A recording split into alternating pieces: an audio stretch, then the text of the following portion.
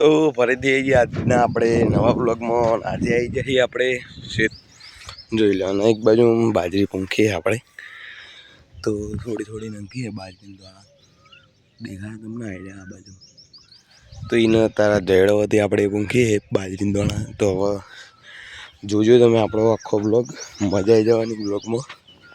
અને જો બહુ બાકી નહીં રહ્યું, આ બે જ બાકી છે, પેલું બીજા બધું બધો પતી ગયો. આ રીતના બધું પૂંખીએ અને અહીંથી મને ગાડી વાર લેવી પડશે.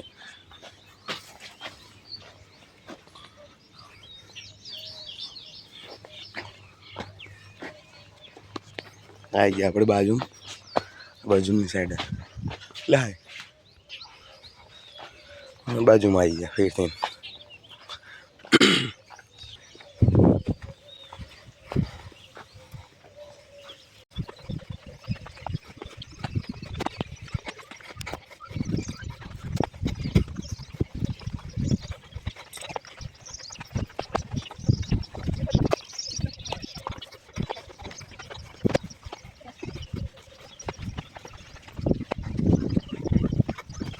તો અત્યારે સવારમાં તો આવી જાય તો શીતળમાં ના થઈ ગયો.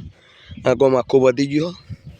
જે બાજરી પૂંખવાનું હતું આ જયડો વડે, એટલે આનું લેબુડી છે અંદર અને બાવળિયા છે, એટલે જે જાર નાખેલી હોય એ આગી પાછી થઈ જાય અંદર. અને અંદર જતી ને ભાઈ આમાં વાળી દેવાનું, પાણી બધું કરવાનું. તો હવેથી તમે આખા ખેતરનો લુપ્ત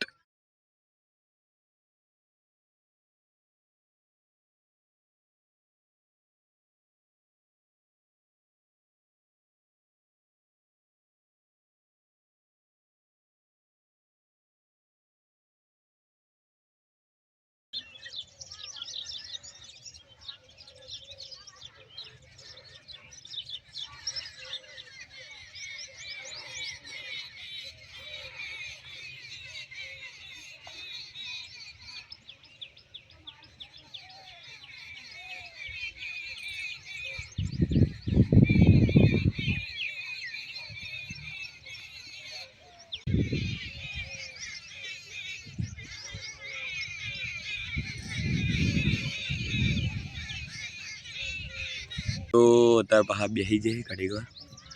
પારીઓ બધો બાંધ્યો, જેમ કે અડધો કલાક રહી પાણી ભરવાનું. તો અડધો જ પારીઓ બાંધ્યો અને હજુ તો બે જ પારીઓ બંધાણે. બધું બાચી આખું ખેતર જોવાય, બધું પાછળ બાચી. હો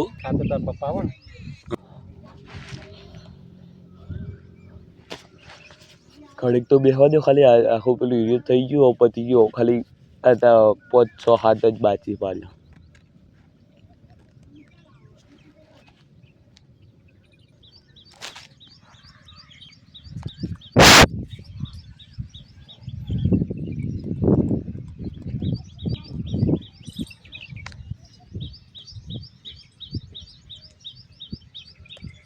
મળીએ ઘડીક રહીને.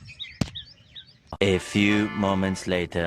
તો અત્યારે ચાલુ થઈ ગયું, પાણી ભરવાનું ચાલુ થઈ ગયું. જુઓ થોડુંક અંદરથી તમને બતાડી.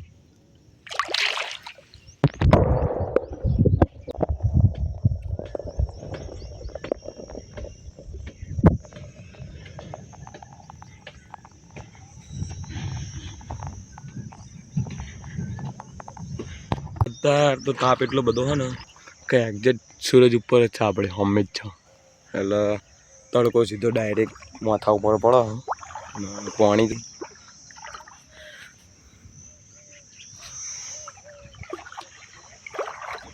કેટલો પાણીઓ પીવાઈ જોઈએ તમને બતાવી. પાણીમાં હેડવાની તો મજા આખી અલગ છે. આખો દાડો અડધો દાડો મને કરી ગયો. આ એક પીવાઈ ગયું, આ એ પીવાઈ ગયું, આ એ પીવાઈ ગયું. અને આપણે જે હમણાં કરતા હતા એ અંદર બાજરી પૂગતા હતા. અને એક બીજું કે જે પેલું દેખાય છે ને, પેલું પીચ બાંધીને એ પાણી આટલે ધીરે કે આગળ જાય એટલે ઊભું રહે પાણી, એટલે એટલામાં બધે જતું રહે. એના માટે એરિયા આપણે પાળી બાંધી બધા પાળી આમ માપ આગળ શેકે બધી બાંધી. આવી રીતના હજુ આ બધામાં પીવાઈ ગયો. ઓમાં હજુ બાકી હ આ 3-4માં બાકી હ 3માં પીવાઈ ગયું અને પેલી બાજુ 3-4માં પીવાઈ ગયું હવે થોડો થોડો બાજી